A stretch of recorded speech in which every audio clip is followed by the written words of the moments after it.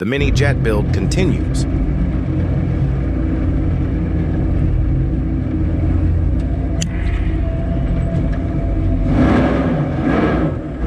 Everybody knows anybody can be a welder as long as you have a grinder. So, grinder set up, ready to make them welds look pretty, even if they're not. We're going to try Pulse Meg just to see how Pulse does. With 5000 series wire, 035 on 1/8 inch metal.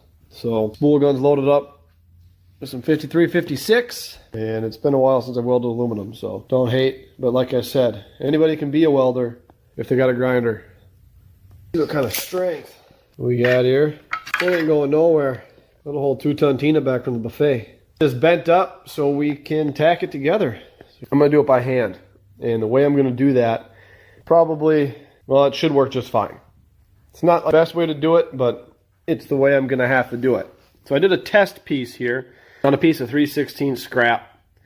And what I did is I took the circular saw, I cut about, I don't know, 65% of the way through it. And then that allowed me to bend it pretty easy by hand.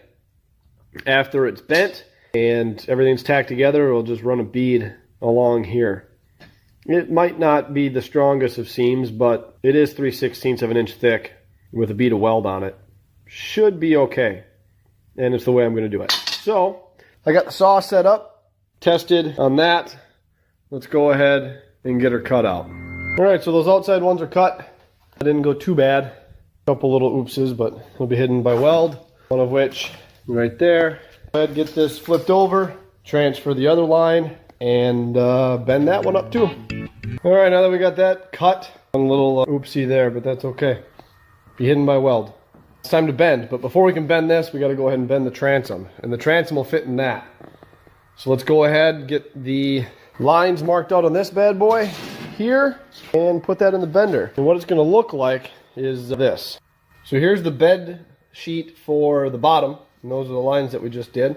And here is the bend sheet for the transom. It's got all of the dimensions and stuff we need, and that's what it should look like.